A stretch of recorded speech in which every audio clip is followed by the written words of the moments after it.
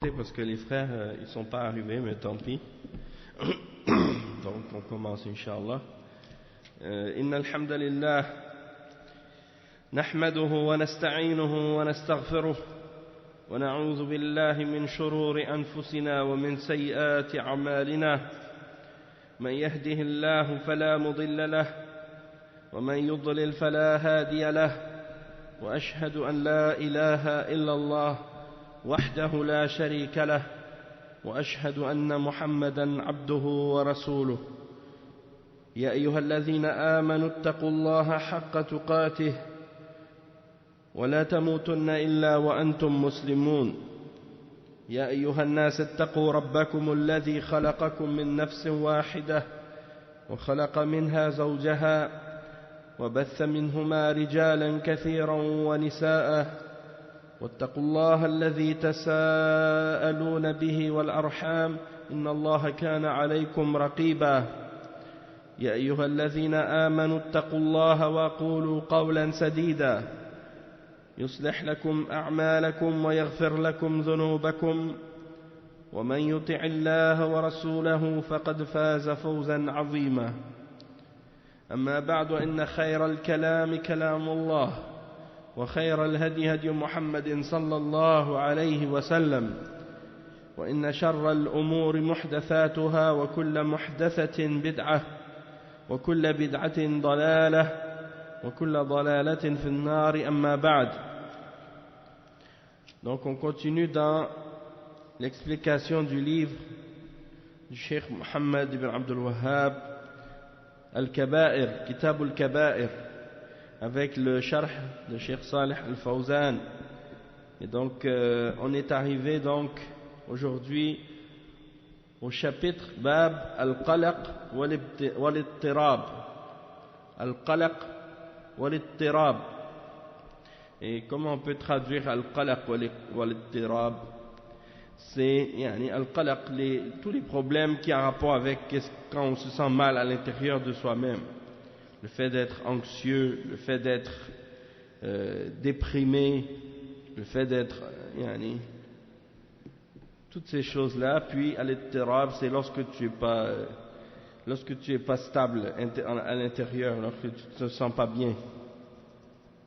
Ittirab, tu es pas en paix.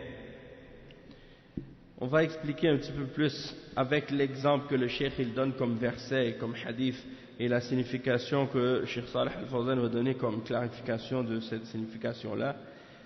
Et ça va nous éclairer un peu plus sur qu'est-ce qu'il veut dire dans ce sens-là, et de quoi il parle exactement. Et pourquoi ça fait partie des kaba'ir. Il dit قول الله تعالى فأنزل الله سكينته على رسوله وعلى المؤمنين الآية وقوله تعالى فلا وربك لا يؤمنون حتى يحكموك فيما شجر بينهم الآية ثم لا يجدوا في أنفسهم حرجا مما قضيت وقوله تعالى يا أيتها النفس المطمئنة ارجعي إلى ربك راضية مرضية. Donc ça c'est les trois versets que Cheikh Mohammed ibn Abdul Wahhab il a mentionné dans l'introduction de ce chapitre. Et on va lire donc la traduction de ces versets. Le premier c'est dans Surat Al-Fath, dans Surat Al-Fath, et c'est à propos de le verset dans lequel Allah subhanahu wa ta'ala dit il a fait descendre la tranquillité, la paix, la tranquillité, la sérénité sur son messager, ou la quiétude aussi, des fois c'est traduit par la quiétude. Il a fait descendre la quiétude sur son messager et sur les croyants. فأنزل الله سكينته على المؤمنين على رسوله وعلى المؤمنين. Et le verset au complet, lorsqu'on regarde,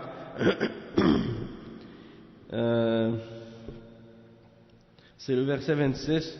dans lequel Allah subhanahu wa ta'ala dit إِذْ جَعَلَ الَّذِينَ كَفَرُوا فِي قُلُوبِهِمُ الْحَمِيَّةَ حَمِيَّةَ الْجَاهِلِيَّةِ فَأَنزَلَ اللَّهُ سَكِينَتَهُ عَلَى رَسُولِهِ وَعَلى الْمُؤْمِنِينَ وَأَلْزَمَهُمْ كَلِمَةَ التَّقْوَى وَكَانُوا أَحَقَّ بِهَا وَأَهْلَهَا وَكَانَ اللَّهُ بِكُلِّ شَيْءٍ عَلِيمًا. Donc ce qui signifie, quand ceux qui ont mécru eurent mis dans leur cœur la fureur de l'ignorance, puis Allah fit descendre sa quiétude sur son messager ainsi que sur les croyants, et ça c'est la partie qui est citée dans l'introduction. Il dit, et il les obligea à une parole de piété dont ils étaient les plus dignes et les plus proches, et Allah est omniscient.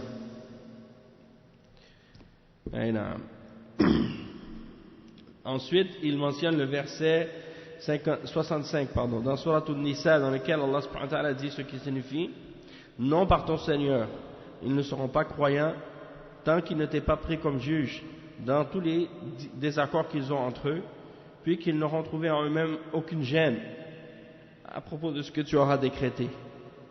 La gêne, al-haraj, c'est dans ce sens-là al-qalaq wal-ittirab, le fait de ne pas être en paix, de ne pas être en sérénité et de ne pas être en pleine quiétude dans notre cœur par rapport à ce que Allah a révélé. C'est dans ce sens-là. Il dit wa qawluhu ta'ala, et la parole d'Allah subhanahu wa ta'ala dans le verset 27 et 28 dans Surat Al-Fajr, lorsque Allah subhanahu wa ta'ala dit, il s'adresse à l'âme, il dit: ô toi, l'âme apaisée, reviens vers ton Seigneur satisfaite, dans l'agrément de ton Seigneur, satisfaite et dans l'agrément de ton Seigneur. Donc ça c'est les versets qui sont mentionnés. Le Cheikh Salih Al-Fawzan hafidhahullah, il dit: هذا الباب كأنه تفسير للباب الذي قبله، فالقلق والاضطراب عند وقوع القضاء والقدر يعد من الكبائر، وأما الرضا بقضاء الله وقدره فهو من علامات الإيمان. ولهذا إذا أصيب المسلمون بمصيبة أو سلط عليهم عدو أنزل الله عليهم السكينة والاطمئنان وعدم القلق، كما حدث للنبي صلى الله عليه وسلم حينما أخرجه الكفار من مكة.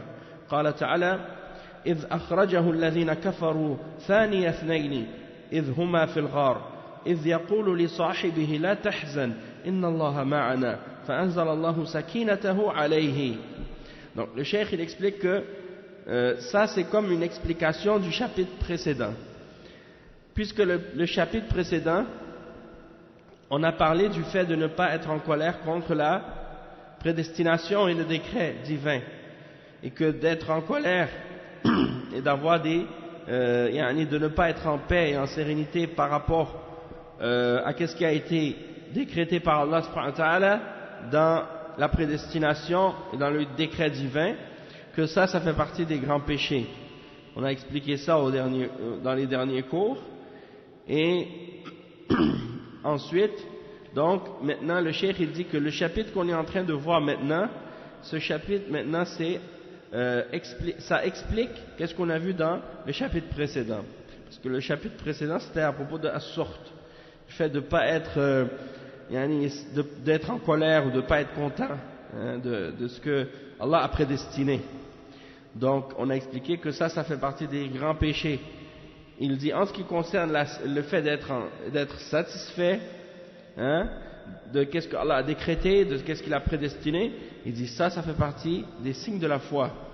Et lorsque le musulman est frappé par un malheur quelconque ou par une difficulté, ou bien qu'un ennemi prend le dessus sur lui, eh bien qu'est-ce qui arrive aux croyants? Allah subhanahu wa ta'ala fait descendre sur eux la quiétude et la tranquillité et la sérénité et le fait de ne pas être anxieux ou d'être craintif. Comme cela est arrivé au prophète sallallahu alayhi wa sallam lorsque les kuffars l'ont expulsé de la Mecque, ou l'ont forcé à sortir de la Mecque lorsqu'il est parti pour la hijra vers Médine. Et c'est mentionné dans le verset 40 dans Surat At-Tawbah. Allah subhanahu wa ta'ala, il clarifie qu'est-ce qui a été dit par rapport à cet événement-là lorsqu'il était dans la grotte, hein, lorsqu'il s'était réfugié dans la grotte avec Abu Bakr, et il craignait que les mushrikines les voient. Et c'est pour ça que Allah subhanahu wa ta'ala dit ce qui signifie dans le verset: Allah l'a déjà secouru lorsque ceux qui avaient mécru l'avaient banni, le deuxième de deux, c'est-à-dire ils étaient deux, lui et Abu Bakr radiyallahu anhuma, radiyallahu anhu wa sallallahu alayhi wa sallam. Il dit quand ils étaient dans la grotte et qu'il disait à son compagnon: la tahzan, ne sois pas triste, ne t'afflige pas, car Allah est avec nous. La tahzan, inna Allaha ma'ana. Et qu'est-ce qui est arrivé après? Il dit Allah fit descendre sur lui sa sérénité, sakina, et sa sérénité et le soutien des soldats que vous ne voyez pas, c'est-à-dire des anges. Donc, ça c'est pour clarifier que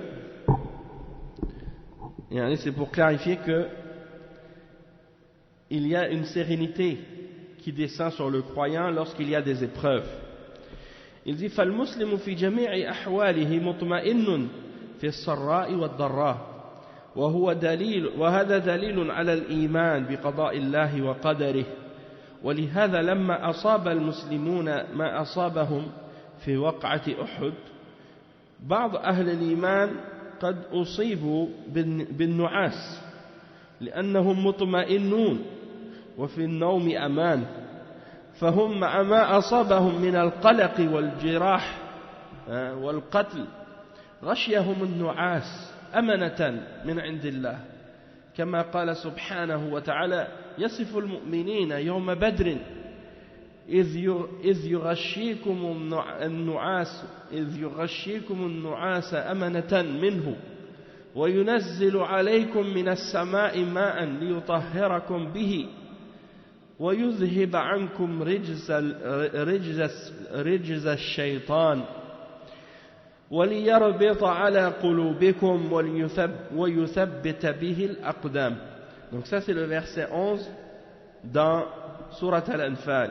Il dit وفي وقعة أحد كذلك قال تعالى ثم أنزل عليكم من بعد الغم أمنة نعاسا يغشى طائفة منكم وطائفة قد أهمتهم أنفسهم يظنون بالله غير الحق ظن الجاهلية يقولون هل لنا من الأمر من شيء قل إن الأمر كله لله يخفون في أنفسهم ما لا يبدون لك يقولون لو كان لنا من الأمر شيء ما قتلنا هاهنا قل لو كنتم في بيوتكم لبرز الذين كتب عليهم القتل إلى مضاجعهم.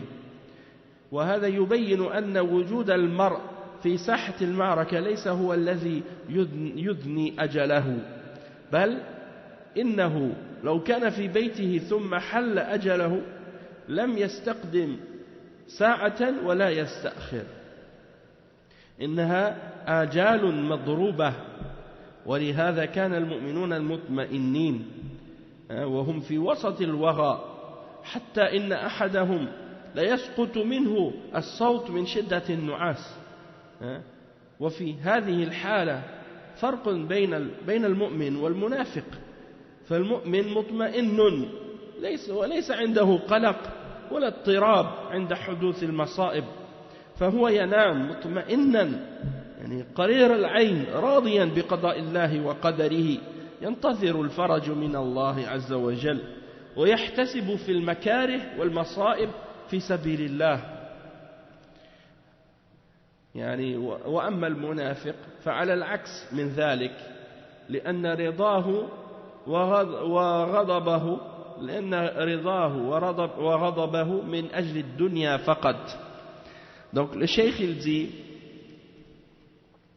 que le musulman dans toutes ces situations il est toujours plein de quiétude et de tranquillité, que ce soit dans les moments d'aisance ou dans les moments de difficulté. Il dit ça c'est la preuve de la foi qu'il a en le décret d'Allah subhanahu wa ta'ala et en sa prédestination. Et c'est pour cette raison que lorsque les musulmans ont été touchés ou affectés, ou ils ont eu des épreuves lors de la bataille de Uhud, lorsque c'était difficile pour eux, certains d'entre les gens de la foi ont été touchés par de la somnolence. Pourquoi? Parce qu'ils étaient totalement en tranquillité et en quiétude en eux-mêmes.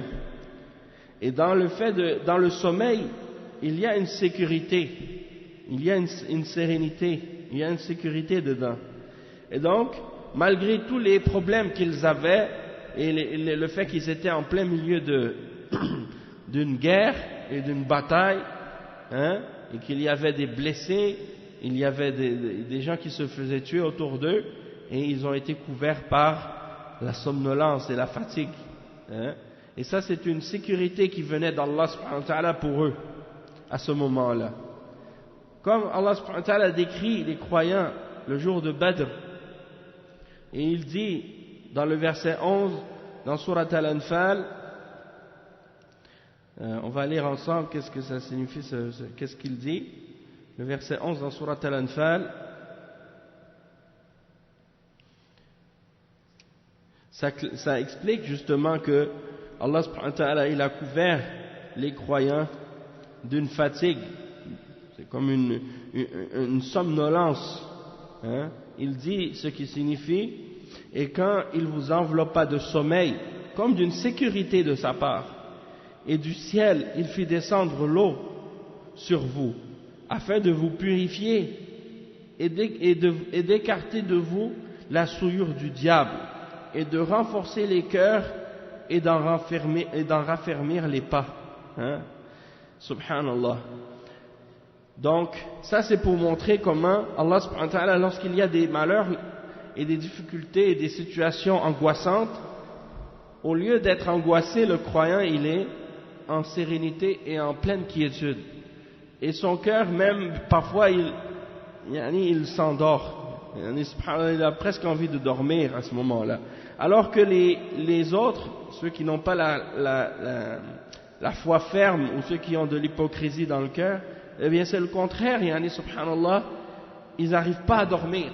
Et vous voyez ça même, les kuffars, quand ils ont des problèmes, ils disent par exemple, j'ai pas fermé l'œil, j'ai pas été capable de fermer l'œil de la nuit, j'étais incapable de dormir.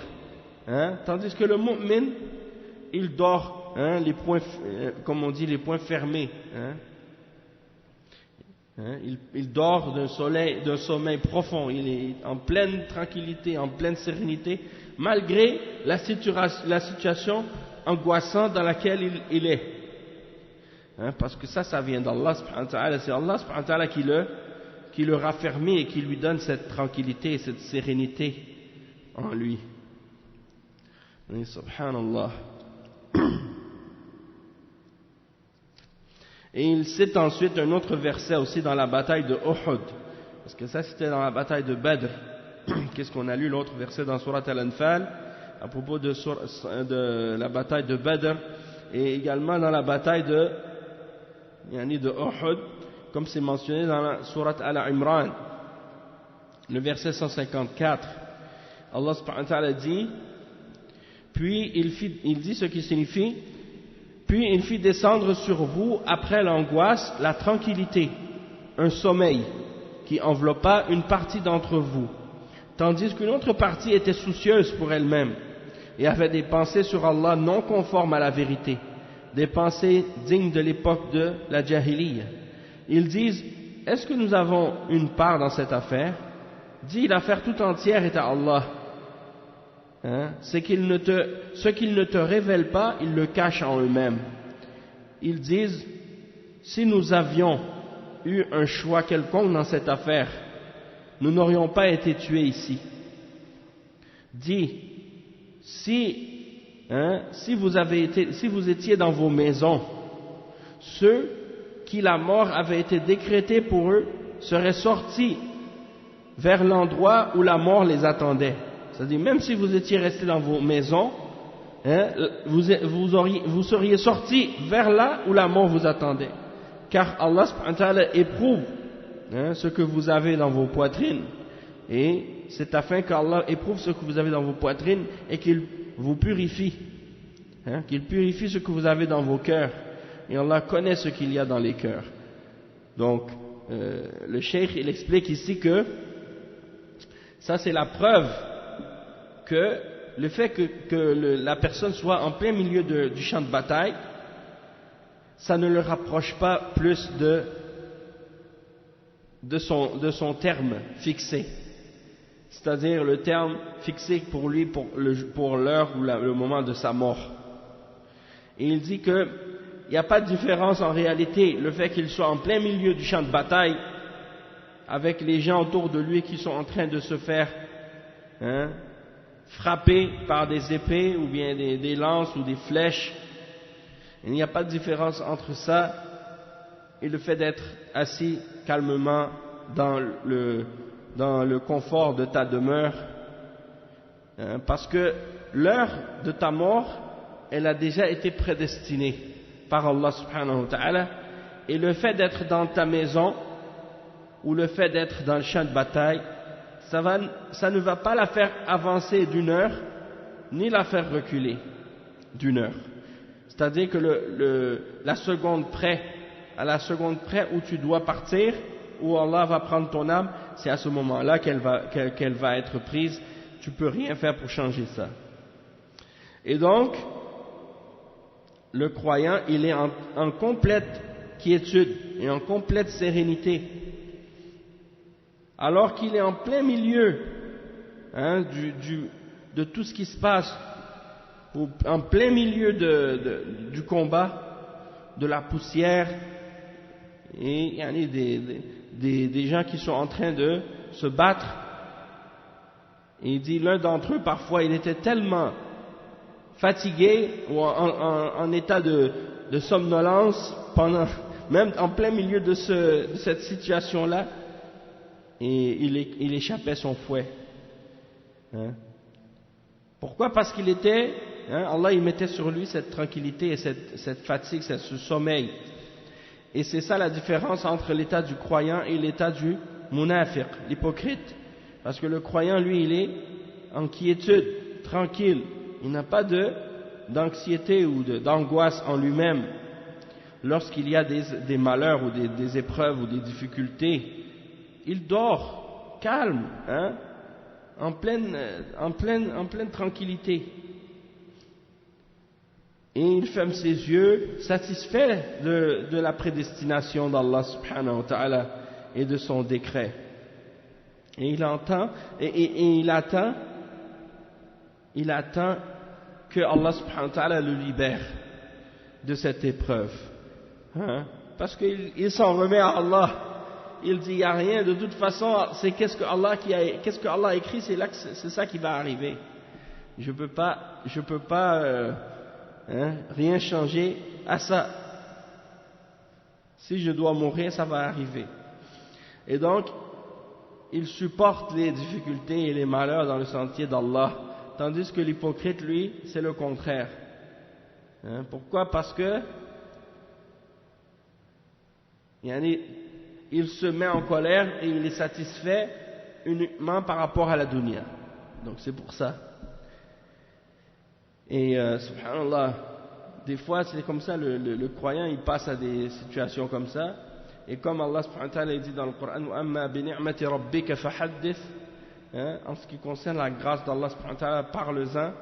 Et bien juste par rapport à cet exemple qu'on lit dans les versets ici, je me souviens quand il y a eu des moments où il y a eu beaucoup de pression lorsqu'on était ici à Montréal, puis on faisait la da'wa à Allah, puis il y avait des pressions de tous les côtés, de la part des kuffars, de la part des musulmans, de la part des mubtadi'a qui faisaient de la fitna, hein?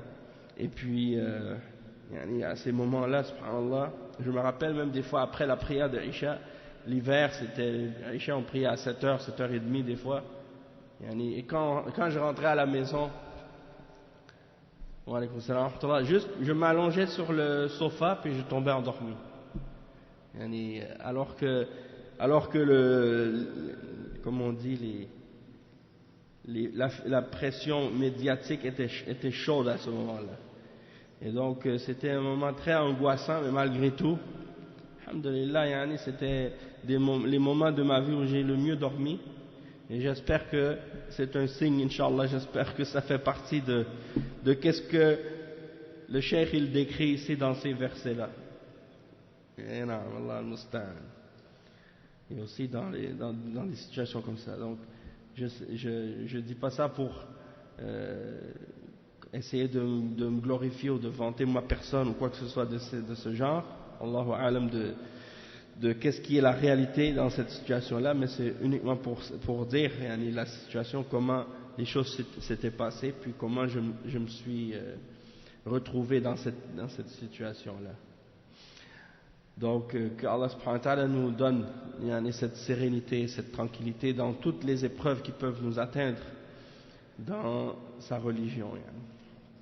Il dit وَأَمَّا قَوْلُهُ تَعَالَى فَلَا وَرَبِّكَ لَا يُؤْمِنُونَ حَتَّى يُحَكِّمُوكَ فِيمَا شَجَرَ بَيْنَهُمْ وهذا قسم من الله تعالى بنفسه الكريمة أنهم لا يؤمنون نفى عنهم الإيمان حتى يحكموك فيما شجر بينهم أي حتى يحكموا الرسول صلى الله عليه وسلم في الاختلاف بينهم فالاختلاف يقع بلا شك ولكنه يحسم بالرجوع إلى كتاب الله وسنة نبيه صلى الله عليه وسلم كما قال عز وجل فإن تنازعتم في شيء فردوه إلى الله والرسول أي ارجعوا فيه إلى الكتاب والسنة فمن شهد له الكتاب والسنة بأن الحق له حكم له بذلك وعلى الطرفين أن يرضيا بالحكم هذه هي صفات المؤمنين وهذه الآية جاءت في أعقاب آيات أنكر الله عز وجل فيها على من يدعي الإيمان بما أنزل على رسوله وعلى الأنبياء الأقدمين وهو مع ذلك يريد أن يتحاكم في حل الخصومات إلى غير كتاب الله وسنة رسوله صلى الله عليه وسلم. Donc le cheikh il mentionne l'autre verset ou bien le deuxième verset qui est mentionné par le cheikh Mohammed ibn Abdul Wahhab, c'est le verset 59, non pas 59, c'est 65 dans Surat An-Nisa, dans lequel Allah subhanahu wa ta'ala dit non, par ton Seigneur ils ne seront pas croyants jusqu'à ce qu'ils t'aient pris, ô Mohammed, comme juge dans leurs disputes, dans leurs désaccords, dans leurs divergences entre eux.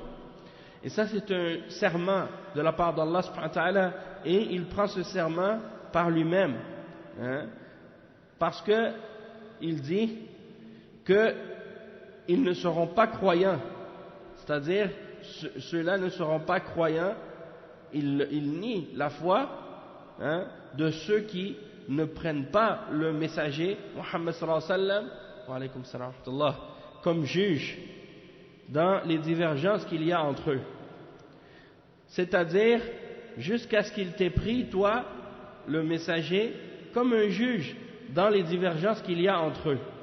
Et donc les divergences elles arrivent sans aucun doute, mais elles sont calmées et elles sont disons apaisées par le fait de revenir au livre d'Allah et de revenir à la sunna de son prophète Muhammad sallallahu alayhi wa sallam, comme Allah subhanahu wa ta'ala dit dans le verset 59 dans Surat An-Nisa.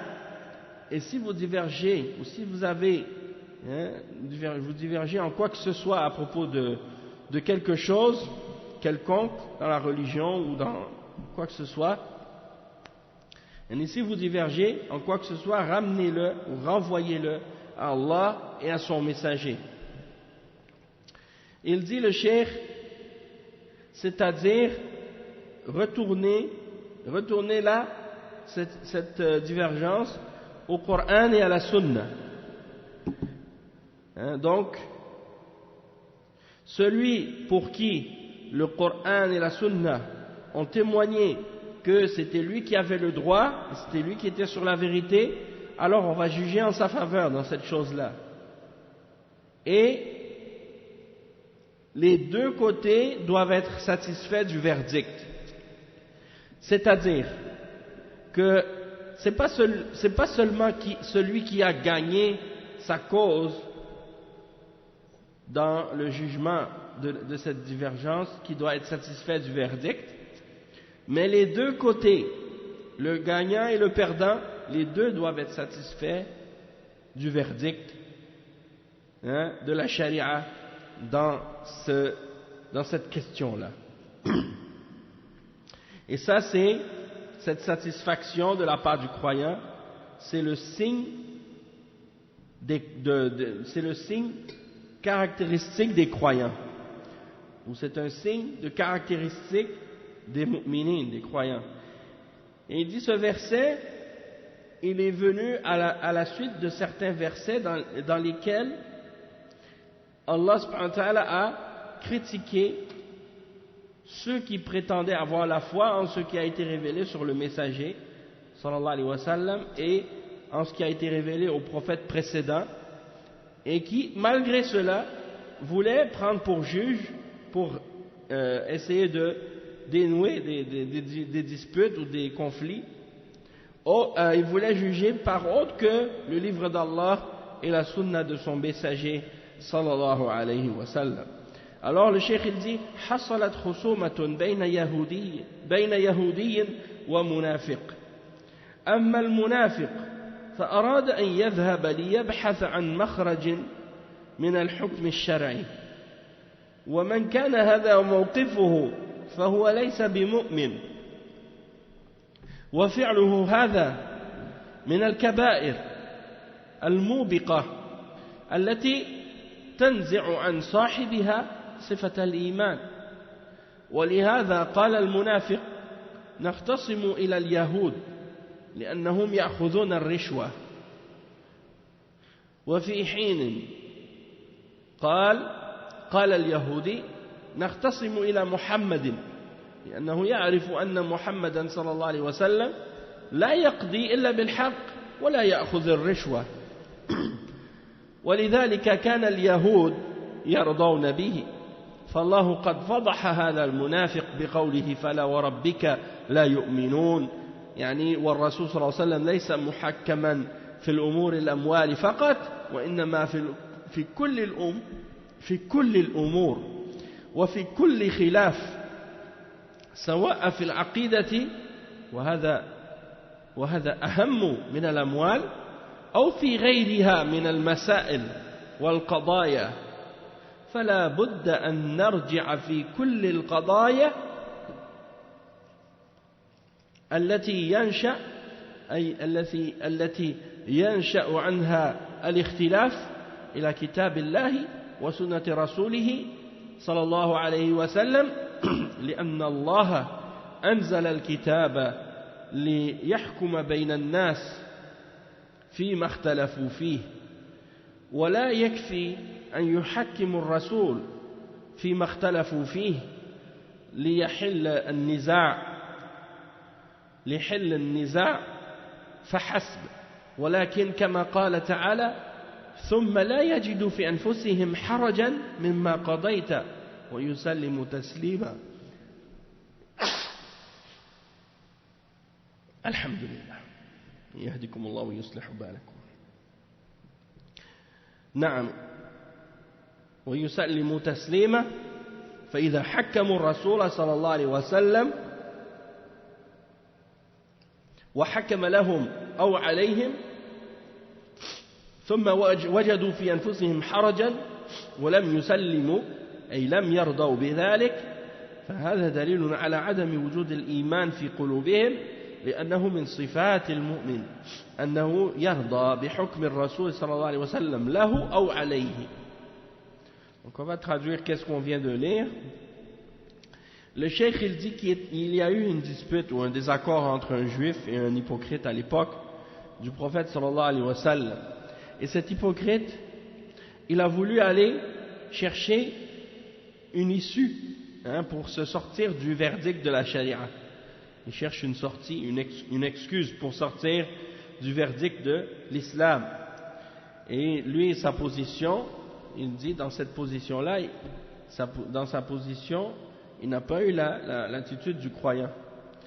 Et qu'est-ce qu'il a fait? Il dit ça fait partie des grands péchés qui font périr et qui retirent de la personne la caractéristique de la foi. Il dit parce que cet hypocrite a dit à ce juif, on va aller prendre pour juge un juif. Parce qu'il savait que le juif, il prend des pots de vin. Comme on dit pot de vin, c'est le terme pour désigner, comme on dit, des enveloppes en dessous de la table, des enveloppes brunes comme ils disent. C'est-à-dire que quand l'argent qui n'est pas déclaré ou qui est donné illégalement, tu passes ça en cachette, tu dis regarde, je te donne ça, tu juges en ma faveur. C'est pour ça que les gens ils disent qu'il y en a des fois ils achètent le juge. C'est ça que ça veut dire acheter le juge. Tu lui donnes de l'argent pour qu'il juge en ta faveur et non en faveur de ton opposant, même si c'est toi qui as tort. Ça, c'est ça la corruption. Donc il sait que le juif, lui, il accepte l'argent. Et il va juger en ta faveur si tu le payes. Tandis que le juif, lui, avec qui le munafiq avait le conflit, il a dit non, on ne va pas aller voir le juif. Et lui, les juifs, il connaît les juifs comme lui, il ne veut pas aller voir le juif. Il dit non, on va aller voir le prophète Mohammed. Mais lui, il ne croit pas au prophète Mohammed. Donc pourquoi il veut aller voir le prophète Mohammed? Il dit parce qu'il sait que le prophète Mohammed, il ne prend pas de pot de vin. Donc il est certain que c'est lui qui a raison, donc il n'a pas peur. Et il sait qu'il n'a pas besoin de pot de vin parce qu'il est sur le haqq, c'est-à-dire c'est son droit. Il n'a pas besoin de tricher. Donc, il dit à cette personne qui se dit musulmane, mais qui est un hypocrite en réalité, non, on ne va pas voir le juif, on va aller voir Mohammed. Pourquoi il veut aller voir Mohammed? Parce que Mohammed sallallahu alayhi wa sallam, il ne prend pas de pot de vin. On ne peut pas l'acheter avec de l'argent pour changer son jugement. Alors,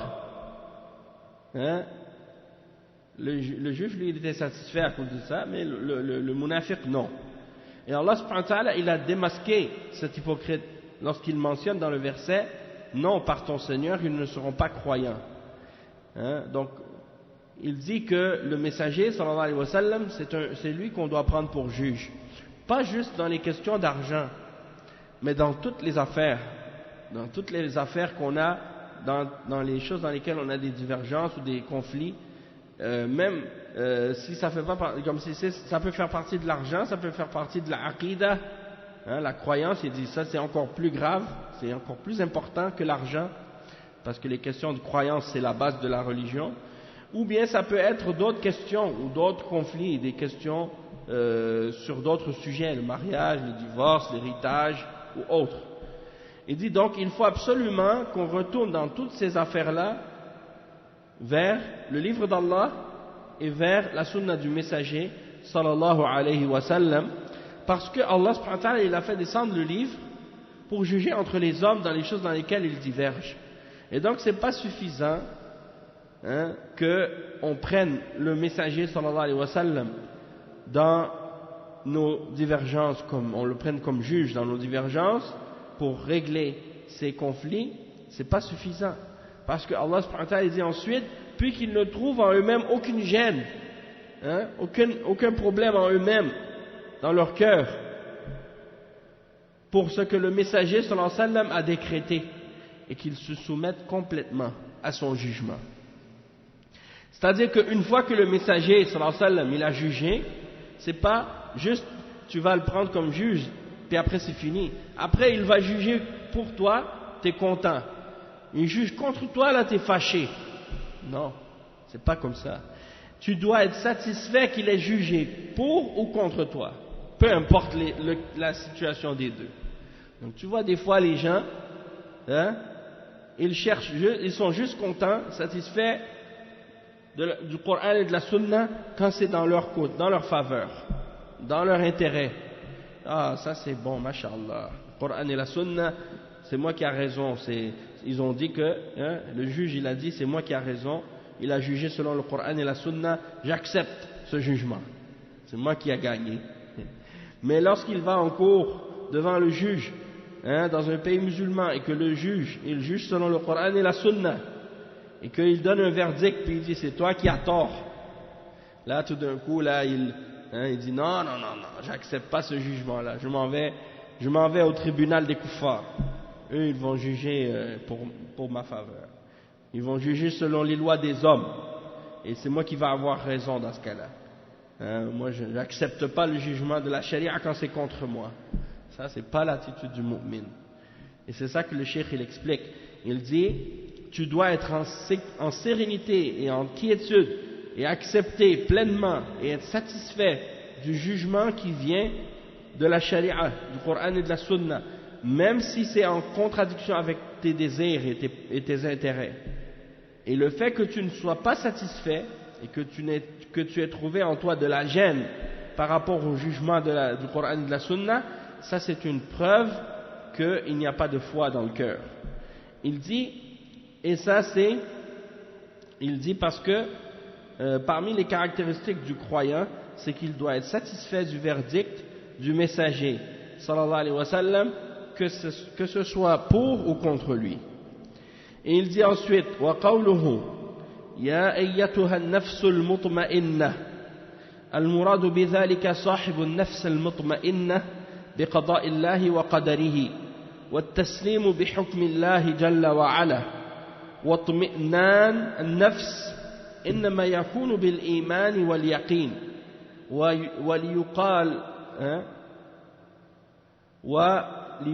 لها ارجعي إلى ربك راضية مرضية فيقال للنفوس المؤمنة ارجعي إلى صاحبك أي الجسد الذي كنت تسكنين فيه راضية عن الله مرضية عند الله سبحانه وتعالى هذه خير عاقبة لمن كانت نفسه مطمئنة في هذه الدنيا بالإيمان وبقضاء الله وقدره تخاطب يوم القيامة عند البعث والنشور فيقال لها ارجعي إلى ربك راضية مرضية أي إلى جسدك الذي كنت فيه أو إلى خالقك راضية مرضية فادخلي في عبادي وادخلي جنتي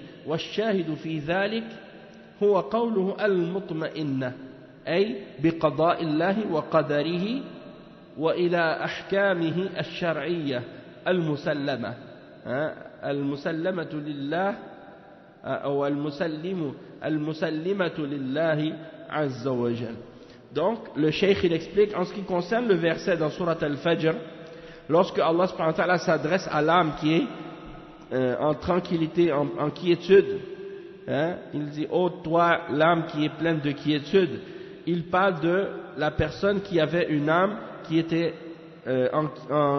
qui avait accepté, qui était en sérénité et en tranquillité par rapport au décret d'Allah et par rapport à sa prédestination, et qui s'était soumis à son jugement. Et donc, elle a une âme, c'est une âme qui est apaisée, qui est en tranquillité, une âme qui est pleine de quiétude. Et ça, c'est uniquement pour l'âme qui a la foi et qui a la conviction et la certitude. Et c'est pour ça qu'on dira à cette âme, ô toi, âme qui est en tranquillité et en quiétude, retourne vers ton Seigneur en agrément, dans l'agrément et satisfaite de ton Seigneur. Donc on va dire à cette âme, retourne vers le corps que tu avais lorsque tu étais dans la dunya et tu seras satisfaite de ton Seigneur et dans son agrément. Et ça c'est la meilleure conclusion pour l'âme qui était avec la foi dans cette vie d'ici-bas et qui avait été satisfaite du jugement, du décret et de la prédestination d'Allah, et donc Allah va s'adresser, ou bien on va s'adresser à cette âme au jour de la résurrection de cette façon, et on va lui dire retourne vers ton Seigneur satisfaite et dans son agrément, c'est-à-dire vers le corps que tu avais dans la dunya, l'âme, Allah lui dit retourne vers ton corps que tu avais dans cette dunya et retourne vers ton Seigneur satisfaite et dans son agrément, et il va dire rentre dans mon serviteur et rentre dans mon paradis, c'est-à-dire il dit à l'âme entre dans mon serviteur et rentre dans mon paradis. Et donc le cheikh il dit que qu'est-ce qu'on veut mentionner dans ce verset là, c'est en particulier la question de al-mutma'inna, le fait que cette âme elle est en tranquillité et en quiétude, elle s'est soumise complètement à ce que Allah a décrété et ce qu'il a prédestiné et ce qu'il a donné comme jugement par rapport aux règles de la charia, et donc elle est complètement et entièrement soumise à Allah subhanahu wa ta'ala, et donc c'est pour ça qu'elle est en tranquillité. Ensuite le cheikh il cite maintenant, Cheikh Mohammed ibn Abdul Wahhab, il mentionne un hadith, et ce hadith là, qu'est-ce que ça dit? Ça dit walahuma an al-Bukhari wa Muslim, on avait cité un hadith avant, on n'a pas cité de hadith, donc de toute façon il dit walahuma parce que peut-être que dans le chapitre précédent il y avait le dernier hadith qu'on avait cité, peut-être que c'était par rapport à ça. Non, c'était pas ça. Allahu a'lam. Je sais pas pourquoi il dit walahuma.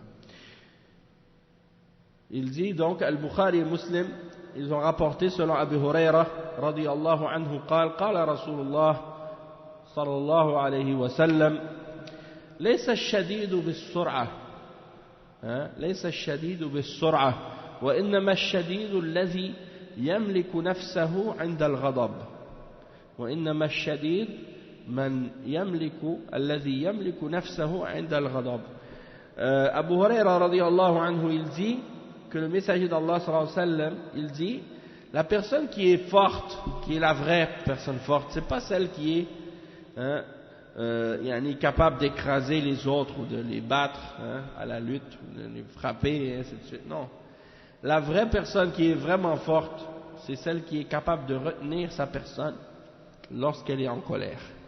C'est-à-dire quand elle est fâchée, elle est capable de se retenir. Ça c'est la vraie personne qui est forte. Sinon tu vois il y a des gens avec les gros bras, gros muscles, très très musclés, bien forts, et ils mesurent 6 pieds, 7 pieds comme ça, costauds. Ils sont capables de casser les os, briser les gens facilement avec un coup de poing. Mais il n'est pas vraiment, c'est pas lui le fort. Le fort, le prophète sallallahu alayhi wa sallam dit, celui qui est fort, c'est celui quand il est en colère, il se retient, il est capable de se contrôler. C'est plus difficile de se contrôler que de frapper les gens, c'est facile. Frapper les gens quand tu es en colère, ça c'est facile. Mais de te retenir lorsque tu es en colère, c'est ça qui est difficile. Il dit le cheikh كون المسلم يمسك نفسه عند الغضب فلا تحصل منه مبادرات سيئة ولا تصرفات خاطئة فإن هذا من الاطمئنان الذي يرزقه الله لمن يشاء من عباده فلا ينساق وراء غضبه ولا ينفعل مع الغضب بل يمسك بزمام نفسه حتى يذهب غضبه. وأما الضعيف الإيمان أو عديم الإيمان فإنه إذا غضب لا يبالي ماذا فعل أو ماذا قال لأنه ينجر وراء غضبه. والحديث فيه إرشاد إلى أن من أغضبه أمر وأرادت النفس المبادرة إلى الانتقام ممن أغضبها أن يجاهدها ويمنعها مما طلبت حتى يزول عنها الغضب فالله جل وعلا وصف المؤمنين بقوله وإذا ما غضبوا هم يغفرون وقال سبحانه وتعالى ولا تستوي الحسنة ولا السيئة ادفع بالتي هي أحسن فإذا الذي بينك وبينه عداوة كأنه ولي حميم ولا يلقاها إلا الذين صبروا وما يلقاها إلا ذو حظ عظيم ثم قال وإما ينزغنك من الشيطان نزغ فاستعذ بالله لأن الشيطان يحضر عند الغضب والغضب جمرة يلقيها الشيطان في قلب ابن آدم وهو يحمل الغضبان على أن يعصي الله وربما حمله على الكفر والعياذ بالله أو على القتل أو على السب والشتم والقذف والكلام القبيح أما المؤمن فإنه يملك نفسه وهذا يعني شبهه النبي صلى الله عليه وسلم بأنه أقوى الناس فليس الشديد بالسرعة الذي يسرع الناس بقوته وإنما هو الذي يملك نفسه عند الغضب بما أعطاه الله من قوة الإيمان وهي أقوى من قوة البدن والحاصل من هذا أن الانفعال مع الغضب يعني يعد كبيرة من كبائر الذنوب لا سيما إذا ترتب عليه معصية أو نتج عنه قتل أو كلام قبيح كأن يسب الله عز وجل أو رسوله أو أن يسب الدين نسأل الله العافية. Donc le cheikh il explique que le musulman il doit se retenir lorsqu'il est en colère pour pas qu'il y arrive des conséquences négatives et mauvaises et des comportements qui sont incorrects lorsqu'il est en colère. Et donc il faut que la personne soit en tranquillité et en quiétude par rapport à ce que Allah subhanahu wa ta'ala lui a donné et à qui il a donné de parmi ses serviteurs puisqu'il donne à qui il veut parmi ses serviteurs et ça fait partie de ce que Allah subhanahu wa ta'ala donne à ses serviteurs comme il veut. Il va pas, la personne à qui Allah subhanahu wa ta'ala a donné cette quiétude et cette tranquillité, il ne va pas courir derrière la colère lorsqu'il est en colère. Il ne va pas s'emporter avec la colère et se laisser mener par la colère. Au contraire, c'est lui qui va prendre le contrôle de son âme et qui va retenir son âme. Il ne va pas la laisser partir avec la colère.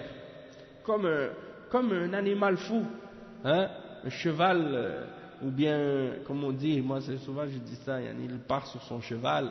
Quand quelqu'un il est vraiment en colère, il monte sur son cheval, puis le cheval l'emporte, le cheval il perd la tête, il devient fou. Même si tu essaies de l'arrêter, de le calmer, de le ralentir, il ne veut pas. Il est parti au galop. Et il n'y a rien à faire. Tu essaies de tirer les cordes, non, ça fait rien. Tu essaies, par tous les moyens, tu lui dis, wow, non, il s'arrête pas. Il est devenu fou, il a perdu la tête. C'est ça la colère. Nasallallahu al-afiyah. Il y a des gens, quand ils sont embarqués sur la colère, ils ne peuvent plus descendre. C'est comme ça, tu lui dis, calme-toi, arrête. Non, ils sont partis, ça y est. Alors, ça c'est pas une caractéristique de celui qui a la foi. Ça c'est une caractéristique de celui qui a la foi faible, ou qui n'a pas de foi du tout. Et il dit donc, le cheikh, donc ça c'est soit que la personne elle est faible dans sa foi, ou qu'elle n'a pas de foi du tout. Pourquoi? Parce que lorsqu'il se met en colère, qu'est-ce qu'il fait par la suite, ou qu'est-ce qu'il dit, ça ne lui dérange pas. Une fois qu'il est en colère, il va dire n'importe quoi. Il va faire n'importe quoi. Et puis tu lui dis arrête, calme-toi. Non, ça ne lui dérange pas. Il continue, se laisse aller dans la colère. Et le cheikh il dit que dans le hadith, il y a une orientation vers le fait que celui qui a été mis en colère par quelque chose, ou qui a été poussé à la colère, et que son âme l'invite à vouloir se précipiter vers la vengeance de ce qui l'a mis en colère, de ce qu'il trouve en lui-même, qu'il doit lutter contre ça. Et il doit empêcher son âme d'aller vers ce que son âme lui demande, jusqu'à ce que la colère disparaisse. Et Allah subhanahu wa ta'ala, il a décrit les croyants comme ça. Dans le verset 37, dans Surat Ash-Shura, il dit وَإِذَا مَا غَضِبُوا هُمْ يَغْفِرُونَ. Et lorsqu'ils se mettent en colère, ils pardonnent. Et le verset aussi dans Surat Fussilat, les versets 34, 35 et 36. Dans ces versets-là, Allah subhanahu wa ta'ala, il mentionne comment le mu'min, il doit agir avec les gens par rapport à le mauvais comportement qu'ils ont parfois, s'ils ont un mauvais comportement envers eux, comment on doit réagir. Et donc il dit la bonne action et la mauvaise ne sont pas pareilles. Il dit, Allah subhanahu wa ta'ala dit, repousse, il dit ce qui signifie repousse le mal par ce qui est meilleur. Et voilà que celui avec qui tu avais une animosité, c'est-à-dire un conflit, une colère, une dispute, il devient un ami chaleureux. Pourquoi? Parce que au lieu de répondre au mal par un mal, toi tu réponds au mal par un bien. Alors lui il était en colère contre toi, maintenant il devient comme un ami chaleureux envers toi, au lieu d'être fâché encore plus. Parce que c'est comme si ta colère, c'est comme un four. Hein? C'est ça. C'est comme le cheikh il dit que la colère c'est comme le shaitan qui a jeté un charbon brûlant dans ton cœur, dans le cœur du fils d'Adam. Il prend un charbon qui est brûlant, il le met dans ton cœur.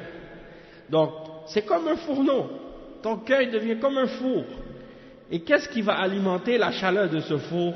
C'est de rajouter encore plus de choses mauvaises dedans, de la colère.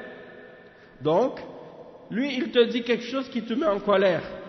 Toi, tu lui réponds par quelque chose qui va le mettre lui en colère. Alors lui aussi, son four commence à chauffer encore plus. Après, lui, il te répond encore une autre chose. Et là, ça monte.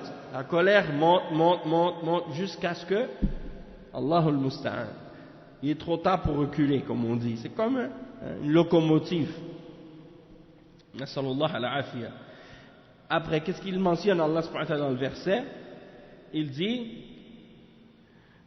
donc si tu réponds par qu'est-ce qui est meilleur, voilà celui avec qui tu avais une animosité, devient comme un ami chaleureux.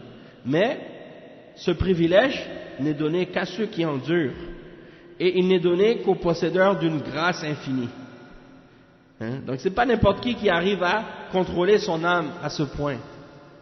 Et il dit, et si jamais le diable t'incite à agir autrement, alors cherche le refuge auprès d'Allah. Dis a'udhu billah minash shaitanir rajim, car c'est lui vraiment l'audient, l'omniscient.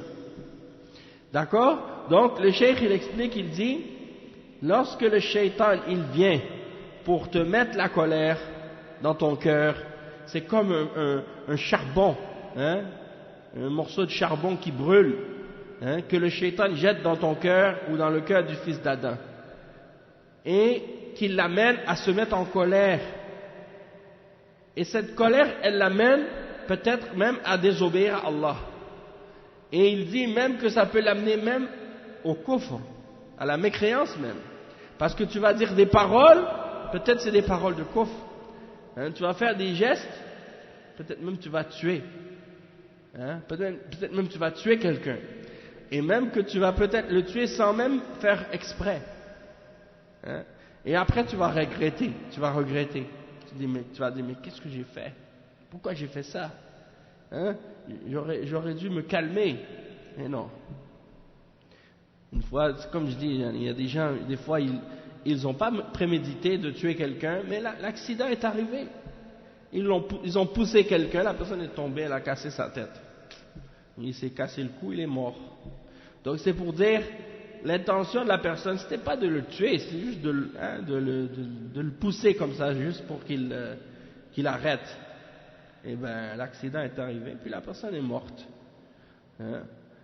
Ou bien ça amène à dire des insultes, à dire des calomnies, à accuser des gens de choses dont ils sont innocents. à dire des paroles laides. Hein? Donc fais attention à ça. Il dit le musulman, le croyant, il doit retenir son âme. Hein? Et ça aussi, c'est des histoires que lorsque un homme et sa femme ils sont en colère, les uns avec les autres. L'homme, le mari et la femme, les deux, ils doivent faire attention à ça. La colère, ça c'est vraiment dangereux. Parce que quand ils sont en colère, ils vont dire des choses qu'ils ne pensent même pas. Peut-être qu'ils ne le pensent pas vraiment. Mais au moment de la colère, ils vont dire des choses, hein, comme le cheikh il dit, des paroles laides. Et puis après la colère, ils vont regretter d'avoir dit ça. Donc qu'est-ce qu'il dit le cheikh? C'est quoi le remède? Comme le prophète sallallahu alayhi wa sallam l'a dit, il dit que la personne qui est forte, hein, le prophète sallallahu alayhi wa sallam, il a déclaré que la personne qui se retient de faire ça, c'est elle qui est vraiment la personne qui est vraiment forte. La personne qui est forte, c'est pas la personne qui est capable d'écraser l'autre ou de maîtriser l'autre, de l'écraser par ses bras, par sa force physique. Mais la vraie force, c'est la personne que lorsqu'elle est en colère, avec ce que Allah lui a donné de la force de sa foi, elle arrive à se retenir. Et il dit cette force de la foi, elle est plus forte que la force du corps. Elle est plus forte, la force de la foi, elle est plus forte que la force du corps. Et si elle arrive à maîtriser le corps, hein, elle peut l'empêcher justement de tomber dans tous ces problèmes. Mais si la foi elle est faible, alors là elle n'arrive pas à retenir le corps, hein, et le corps fait n'importe quoi. Et la langue elle embarque, et la langue aussi, hein, elle embarque là-dedans, elle commence à dire n'importe quoi. La femme, sa force c'est pas avec son corps physique, sa force c'est avec sa langue. Donc la femme, elle essaie de te faire mal avec sa langue. Et des fois, elle peut te faire même plus mal avec sa langue qu'avec avec son poing. Hein? Et elle essaie de trouver le point faible qui va te piquer, hein, qui va te faire exploser de colère. Et puis toi, tu dois faire preuve de sagesse et de calme. Tu dis non, peu importe. Je garde mon calme. Hein? Et puis tu restes dans ta sérénité, et plus tu es serein, et plus tu es calme, plus tu te contrôles, et plus qu'elle s'énerve, parce qu'elle n'aime pas ça quand tu restes calme. Et quand le shaitan n'arrive pas à te toucher, là, il faut savoir dire les bonnes choses au bon moment, hein? Et chercher refuge en Allah. La femme croyante, elle doit se retenir, elle doit retenir sa langue. Comme l'homme, il doit retenir ses poings, il doit retenir sa force physique, hein, par rapport à quelque chose qui se passe. Tu marches dans la rue, il y a un kafir qui t'insulte, il commence à te traiter de nom, ou il insulte ta femme. Et là, toi, t'es costaud, t'es musclé, tu as envie d'aller lui donner une bonne raclée, comme on dit. Non, contrôle-toi, calme-toi, réponds pas, hein, à ces insultes, laisse-le, ignore-le, hein? Parce que si tu réponds à cette colère, tu t'en vas, tu vas faire quelque chose, après tu ne sais pas qu'est-ce qui arrive comme conséquence. La personne qui est forte, c'est la personne qui contrôle sa colère quand elle est en colère. Et le cheikh il dit والحاصل من هذا أن الانفعال مع الغضب يعد كبيرة من كبائر الذنوب. Donc si tu te laisses aller, hein, dans les réactions, hein, de la colère, eh bien ça c'est calculé parmi les grands péchés, les kaba'ir. En particulier si les conséquences de ça te ramènent à tomber dans un autre péché plus grand. Ça peut même t'amener à tuer, ça peut t'amener à insulter. Et même il y en a, sallallahu al-afiyah, on ne comprend pas ça des fois, c'est comment des gens ils sont en colère contre quelqu'un, et au lieu d'insulter la personne elle-même, ils insultent Allah. Ou ils insultent le prophète Muhammad sallallahu alayhi wa sallam. Ou ils insultent la religion. Ça c'est du kufr. Donc ça fait que la personne elle va sortir même de l'islam à cause de cette colère. Nasallallahu al-afiyah. Et le cheikh il a cité un autre hadith qui est relié à ce sujet-là. Et on va lire ce hadith puis on va s'arrêter après avec l'explication. Le Cheikh il dit وللبخاري أن رجلا قال للنبي صلى الله عليه وسلم أوصني قال لا تغضب فردد مرارا قال لا تغضب. يعني c'est un hadith qui est rapporté par Al-Bukhari selon Abu Huraira radiyallahu anhu. Il dit qu'il y a un homme qui est venu voir le prophète sallallahu alayhi wa sallam. Il a dit donne-moi un conseil. Il a dit ne te mets pas en colère. Alors l'homme a répété encore donne-moi un conseil. Il a dit ne te mets pas en colère. Il a dit donne-moi un conseil. Il a dit ne te mets pas en colère. Il a répété comme ça. Hein? C'est ça le hadith. Et donc le cheikh il explique, il dit Cheikh Al-Fawzan il dit هذا رجل طلب من النبي صلى الله عليه وسلم الوصية فقال له النبي صلى الله عليه وسلم لا تغضب وكان الرجل يريد أكثر من هذا فكرر على الرسول صلى الله عليه وسلم السؤال بطلب الوصية فقال له لا تغضب ثم كرر عليه الثالثة فقال لا تغضب وهذا والله أعلم لأن النبي صلى الله عليه وسلم عرف أن هذا الرجل كثير الغضب فالنبي صلى الله عليه وسلم أعطاه من الوصية ما يناسب حاله وهذا من وفور عقله صلى الله عليه وسلم بأن وصف العلاج المناسب للشخص المناسب فإن المسلم إن تجنب الغضب سلم من أمور كثيرة وإذا غضب كان على خطر عظيم فإن المرء إن غضب لم يدري ما يقول أو يفعل وقد يكون كلمة الكفر أو قد يقتل أو قد يطلق زوجته فهو لا يستطيع أن يمسك لسانه ولا يده ثم إذا ذهبت ثورة الغضب ندم حيث لا ينفع الندم. Donc le cheikh il explique que cet homme est venu voir le messager d'Allah sallallahu alayhi wa sallam pour lui demander des conseils et il a dit au messager d'Allah donc donne-moi un conseil. Le messager d'Allah sallallahu alayhi wa sallam lui a dit ne te mets pas en colère.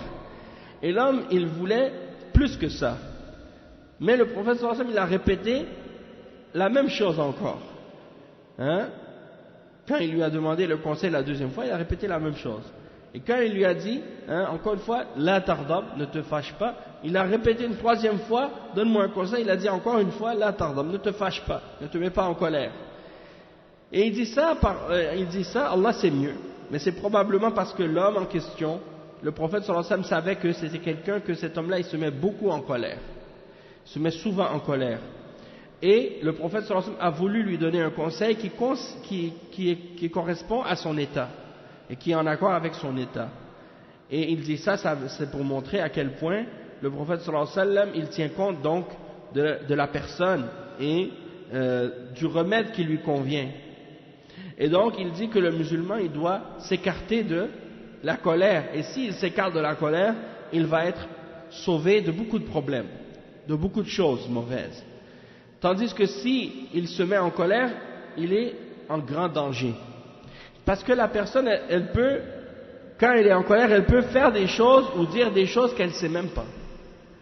Elle va dire des paroles de kufr, elle va tuer, ou même peut-être elle va divorcer sa femme, il va divorcer peut-être même sa femme. Hein? Il n'est pas capable de retenir sa langue ou sa main quand il est en colère. Hein? Peut-être il va même battre sa femme. Nasallallahu al-afiya. Et ça c'est grave. Et donc, lorsque la colère s'en va, se dissipe, eh bien la personne commence à avoir des remords. Pourquoi j'ai fait ça? Mais il est trop tard pour regretter, puisque la chose elle a été faite. Hein? Et combien d'hommes, hein, Allah musta'an, des hommes, ils viennent te voir, ils viennent voir des ulama, des shuyukh, ou des tullab ilm, ou des imams, ils leur disent, Cheikh, j'ai divorcé ma femme, j'étais en colère. Il dit, est-ce que ça compte? Hein? Est-ce que ça compte parce que j'étais en colère? Et subhanallah, quand est-ce que tu as vu, en tout cas, quand est-ce que tu as entendu ou que tu as vu parler d'un homme qui a divorcé sa femme alors qu'il était de pleine bonne humeur? Hein? Qu'il était de bonne humeur, il était content, il était calme, dans un état normal, et puis qu'il a dit comme ça, oui, je te divorce. Il a dit à sa femme, oui, je te divorce, comme ça. Non, ça n'arrive pas presque.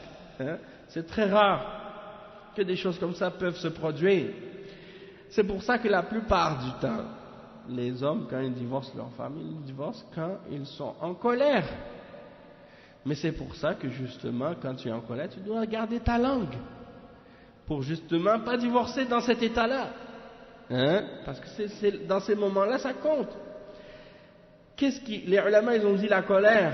Dans certains cas, oui, ça peut arriver que c'est pas calculé.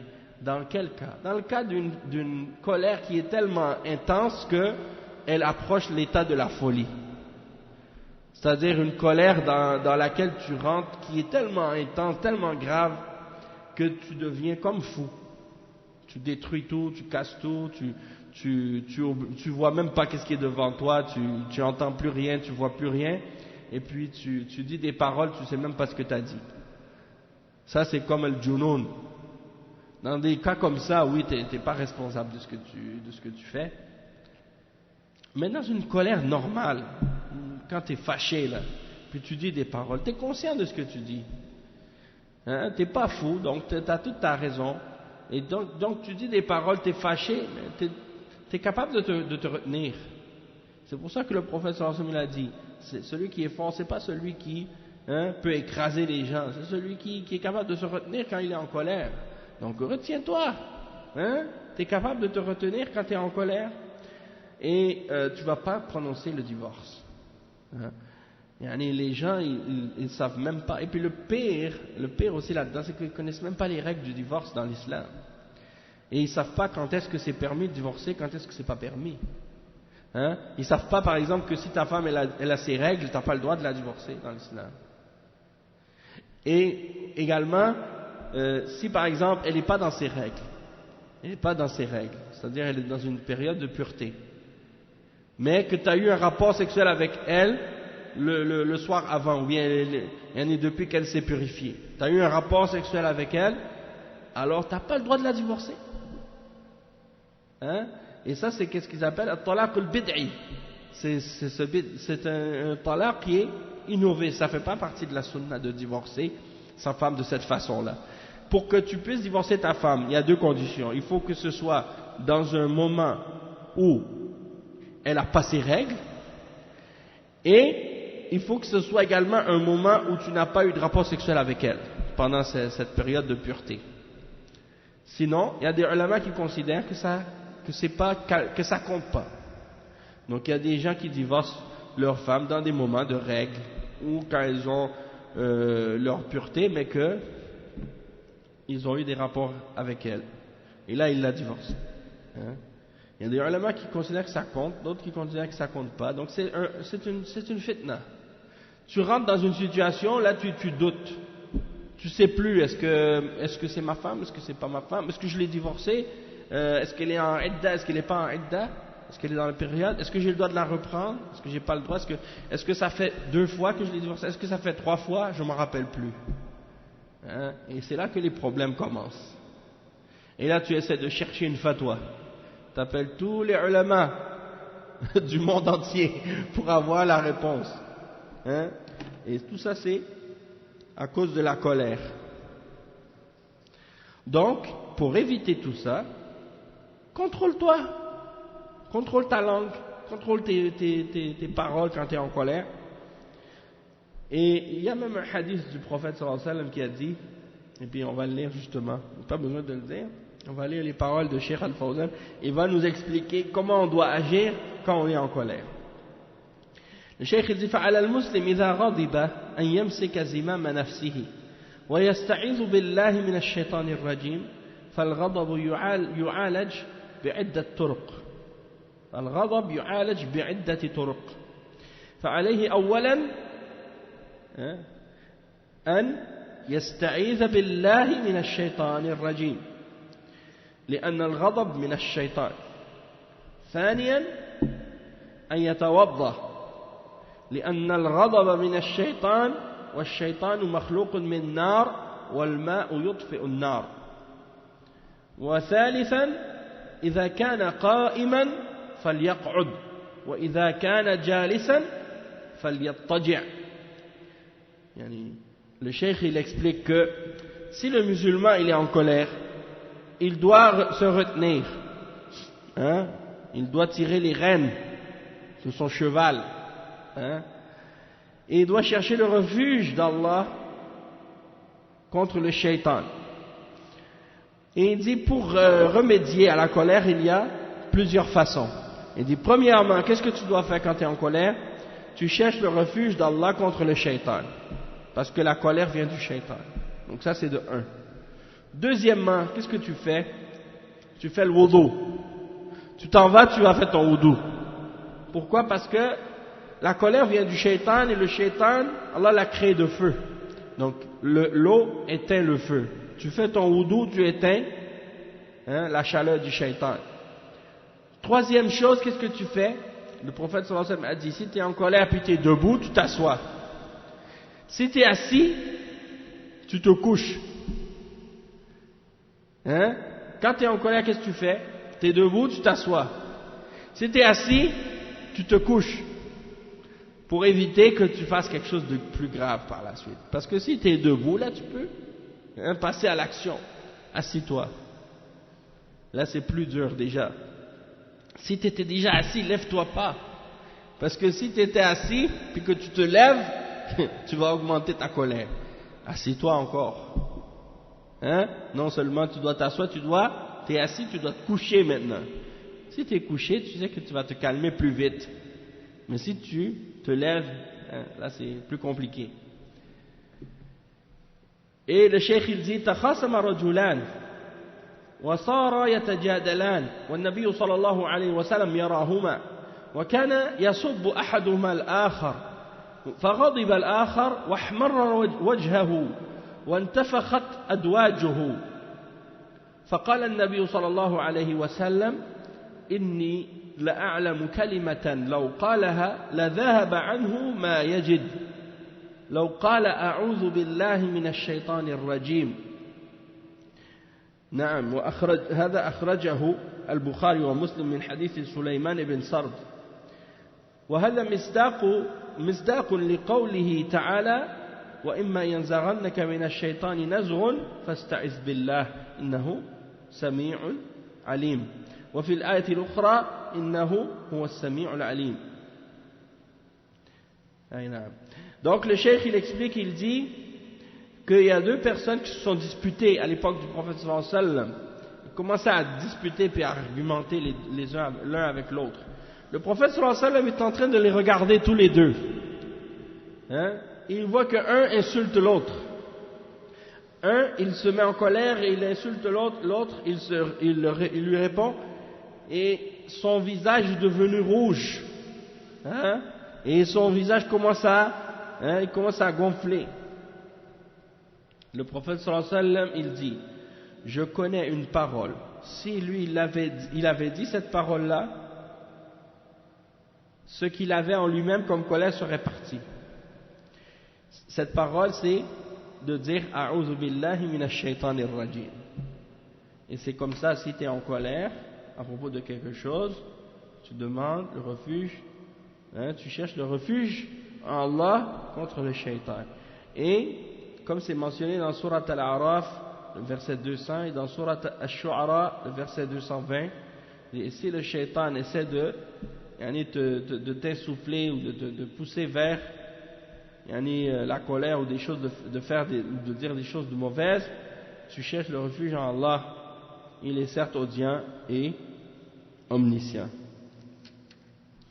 Donc on va terminer avec ça pour aujourd'hui, puis on continuera Inch'Allah au prochain cours bi'iznillah. Subhanakallah wa bihamdik, ashhadu an la ilaha illa ant, astaghfiruka wa atubu ilayk. وصلى الله وسلم على نبينا محمد وعلى آله وصحبه أجمعين والسلام عليكم ورحمة الله وبركاته.